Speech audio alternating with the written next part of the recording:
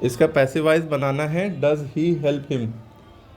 तो direct indirect और passive voice में फ़र्क रहता है, ये भी पता है ना। अगर डज से शुरू हुआ है कोई भी पैसिव वॉइस बनाना है जिसका, याद रखिएगा जब डज से शुरू हुआ है तो इज़ एम आर से शुरू होगा। जब इसका पैसिव वॉइस बनाएंगे किससे शुरू होगा? अगर डू से या डज से शुरू है, ठीक है, तो हम किससे बनाएंगे? शुरुआत जो करेंगे पहला वर्ड यहाँ पे लिखेंगे वो इज़ होगा या एम होगा या आर। एक बात ये याद रखिए, क्योंकि सिंपल प्रेजेंट टेंस का प्रेजेंट कंटिन्यूअस में जाता है, ठीक है, और वर्ब की थर्ड फॉर्म बाई लगना ही है। तो हमें पता है कि सबसे पहले देखते हैं हम सब्जेक्ट क्या है ऑब्जेक्ट क्या है। तो अब सब्जेक्ट तो ये था, ऑब्जेक्ट ये है लास्ट में हिम। तो हिम का हम ही बनाते हैं, लेकिन वो सबसे पहले नहीं लिखेंगे क्योंकि सबसे पहले तो हमें डस का इज़ या एम में आर में से कुछ लिखना है ना, तीन में से एक चीज़। तो ही क्या है? सिंगलर है, तो सिंगलर के साथ क्या लगता है? इज़ एम आर में से इज़, तो इज़ ही। फिर हेल्प की थर्ड फॉर्म लगेगी, ये फर्स्ट फॉर्म है, इसकी third form helped, helped by, अब याले ही का हिम। अच्छा आप लोग बताइए, डू आई हेल्प यू, इसका बताइए, डू आई हेल्प यू, जल्दी से, डू आई हेल्प यू, चलिए बताइए क्या होगा। अब जैसे इसका बनाना है डू आई हेल्प यू, तो एक बात तो आपको पता है डू का क्या होगा, जब भी डू डज होगा तो इज़ एम आर होगा। यहाँ पे इसकी जगह छोड़ दो, अगर डू से शुरू है, डू या डज शुरू है तो इज़ एम आर से शुरू होगा। आप लोग फोकस इस पे करिए, आई हेल्प यू पे, आई हेल्प यू, जिसमें आई सब्जेक्ट है, हेल्प वर्ब है वो भी फर्स्ट फॉर्म, और यू ऑब्जेक्ट है। आपको क्या करना होता है, अभी इधर ना देखिएगा, डू वाला ना देखिएगा, फोकस अभी इतने पे रखिए। आई हेल्प यू को पैसिव वॉइस क्या बनाते हैं? मैं तुम्हें मदद करता हूँ। सबसे पहले आप लिखते हैं ऑब्जेक्ट, सबसे पहले क्या लिखते हैं? यू का यू जो है ऑब्जेक्ट है, वो यहाँ सब्जेक्ट बनेगा, तो सब यू का यू ही रहेगा, ठीक है। मैं तुम्हारी मदद करता हूँ, तुम्हारी मदद मेरे द्वारा की जाती है, ये पैसिव वॉइस हो गया ना। तो यू अब फर्स्ट फॉर्म होती है तो हम क्या करते हैं? आर, इधर एम आर में से लगाते हैं, तो यू के साथ क्या लगता है? आर। वो आर बाद में न लग के पहले लगेगा क्योंकि डू लगा है ना, तो आर यू। फिर उसके बाद वर्ब की थर्ड फॉर्म हेल्प है, तो क्या हो जाएगा? हेल्प्ड बाय, आई का me, question mark, are you helped by me, ठीक है। अब हम अगला दें, अब इसका है डू दे, हाँ do they do their homework. अब आप कहेंगे सर इसमें तो 2 बार डू लगा है, तो याले डू क्वेश्चन के लिए है, क्या वे अपना होमवर्क करते हैं? याला डू माने करना। अभी भी ये सिंपल प्रेजेंट टेंस में, बताइए इसका क्या होगा पैसिव वॉइस। कोई भी सेंटेंस में अगर कोई भी सेंटेंस अगर हेल्पिंग वर्ब से शुरू है, हेल्पिंग वर्ब क्या होते हैं? Is, am, are, was, were, do, does, did, has, have, had, है ना, will, would, can, could, shall, should, ये सारी चीज़ें हेल्पिंग और मॉडल ऑक्सिलरी में आ जाती हैं।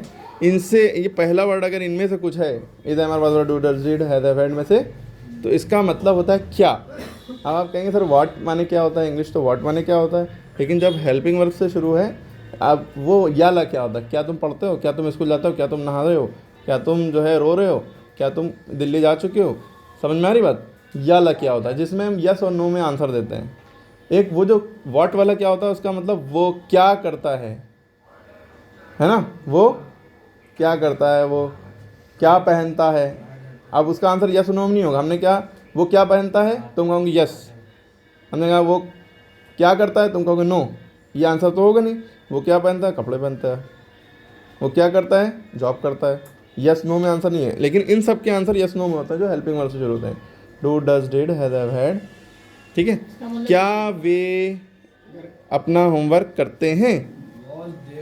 ठीक, आपको पता है जब डू या डज से शुरू होगा तो हम किससे करेंगे?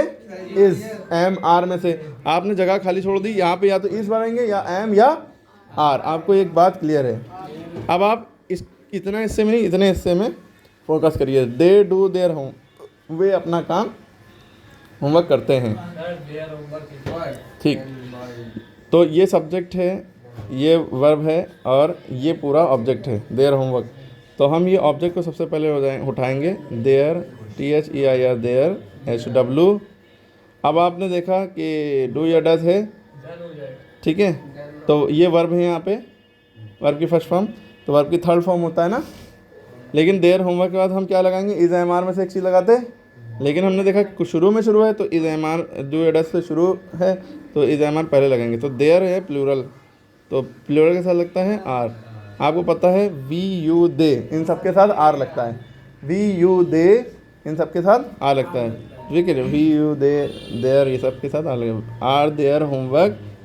अब फिर क्या इज लगा देंगे या आर लगा देंगे, नहीं, क्योंकि आगे लग चुका है। कुछ बच्चे यहाँ पे भी लगा देते हैं, यहाँ पे भी लगा देते हैं, वो नहीं करना है। Are their homework done, do का डन बाय, डू का डन हो गया, बाय दे का देम, दे का देम होता है, याद रखिएगा। समझ में आई बात। एक चीज़ आप और देख लीजिए, जब अभी तक डू या डस से शुरू हो रहा था तो इज़ हम लगा रहे थे, ठीक है।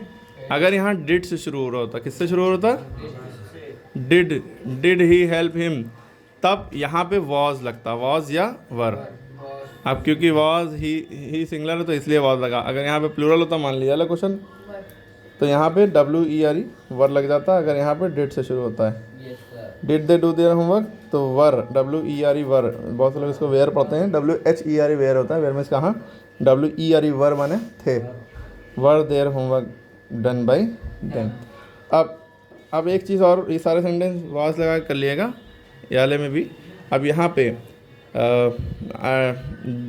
डू यू, अगर ये सेंटेंस, एक चीज़ यहाँ पे चेंज हम कर रहे हैं, एक सेंटेंस और बता रहे हैं, डू यू हेल्प मी, इसका बताइए, डू यू हेल्प मी, इसका क्या होगा, क्या तुम मेरी मदद करते हो।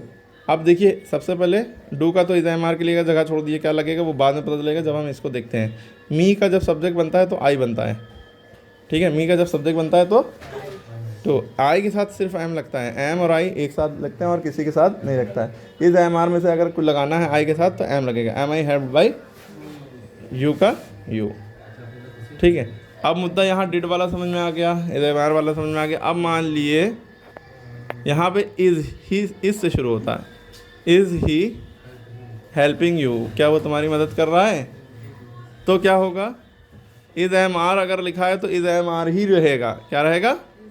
अब ही का हिम का ही आया तो इज ही का ही के साथ इज लगता है, is he being helped bye you, बस इसमें बीइंग लग जाएगा। यहाँ पे आर यू हेल्पिंग मी, क्या तुम मेरी मदद कर रहे हो, तो यहाँ यू के लिए आर लगा था, यहाँ मी का आई हो गया तो आई के लिए एम लगेगा, एम आई, लेकिन बीइंग लग जाएगा, क्यों, जब इज एम आर लगा होगा तो बीइंग लगेगा, ING लगी है तो इसलिए बीइंग में ING लगी, ठीक है। अब ये सारे सेंटेंस इज एम आर लगा के करो।